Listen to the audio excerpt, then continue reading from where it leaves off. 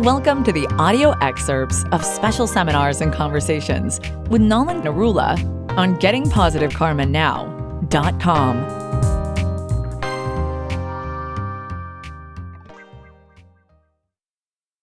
Look at each one of your lives. You've been through many tragedies. The tragedy is when you do not have the light. So everything prior to the light is a tragedy, no matter how good you think things are, ultimately. So it is somewhat tragic. We do not learn until we are beaten, so to speak. And the churning gets you to the point of, coming to the light. So it's okay. And within that you will find smaller cycles taking place.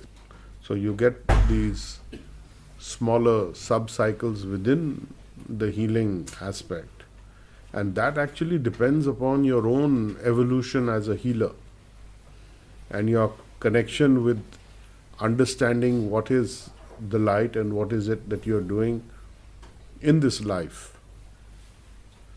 And what is it that you may need to do? And a lot of the time you are driven by considerations that are happening in your life in front of you that day, that minute, that month. And so you get diverted even though you do have the light. So the idea is that when you do your healing, you should try and take your consciousness to a higher level, that internally you should understand whether what you're doing is actually the right path or not.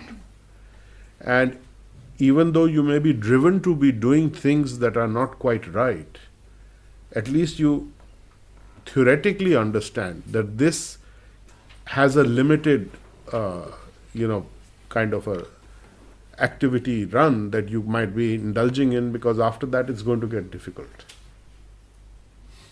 So those considerations, if you keep your long-term goals in front of you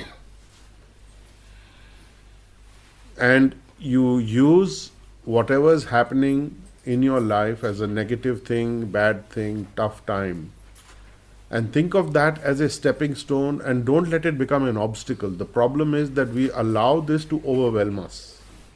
I have this problem today, so I am going to sacrifice my tomorrow for my today. And that's not a very good bargain. So one of the practical things that I always talk about and mention, and many people are in trouble because they're not able to do it, is that you are thinking, you can get easy credit, you have a job, you're young, and I find people in their 20s saying, I want to buy my house. Now that is totally absurd. Because you don't need a house in your early 20s. You do not know where your career is. For example, you might be traveling. It's a different story if you have enough funds, family backing you and all the rest of it. But if you're a young professional or not so young professional, it may make no sense for you to buy a house and make a commitment going forward 15-20 years. You should be bothered about handling your family finances and saving money, and not necessarily buying properties which you will never occupy. Because very often you'll say, I'll book a 2-bedroom flat because it's only 30 lakhs or 40 lakhs, whatever it might be. And I can do it. I can do the EMIs. So it's a different story if you're doing it as an investment, but then you be careful because people have done that and they've lost their shirts also. So you need to be a little more, I would say, wise about these things. It's not always that you need to buy a property. Ultimately, yes. Not saying you shouldn't buy, but you are thinking, oh, I will make lots of money. That is going to be a problem. Because property cycles go up and down, 6-7 years it takes. So you have to be a little careful.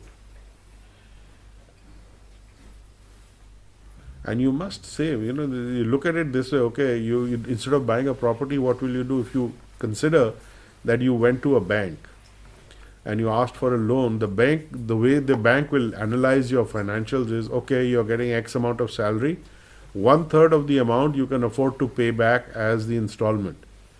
So when you are not getting a property, in any case, 1/3 of your salary you should save. That is the major saving. That's huge. Put it into mutual funds, put it into bank, whatever you feel comfortable, split it up, talk to a good financial advisor, and you start saving in your 20s, mid to late 20s, and in 10 years you'll have a sizable chunk of money. And that's the time that you may want to look at investing. Not when you're starting out in your career, you're going to saddle yourself with this huge responsibility. So things like that, you need to chalk out your path in life in time as you go forward, as you get older. So don't think you'll remain 25 forever, or 28 or 30 or whatever it is. You may say, I feel the same, but time is passing you by, and you are changing your views, you are changing your goals. But this goal should be stable, save 1/3 of my income.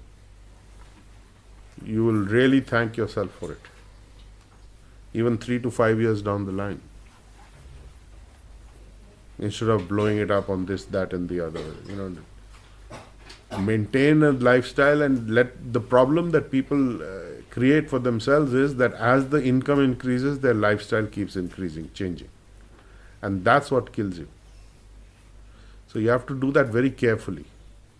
You may splurge, you may do that. It's a natural thing. Okay, I got lots of money, now I can do something. Yes, but then calm down also, So if you pay attention to that, then you will not have the financial issues that people end up having.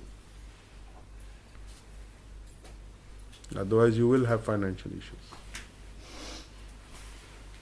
Have savings, especially if you're a woman. Don't let the men bully you.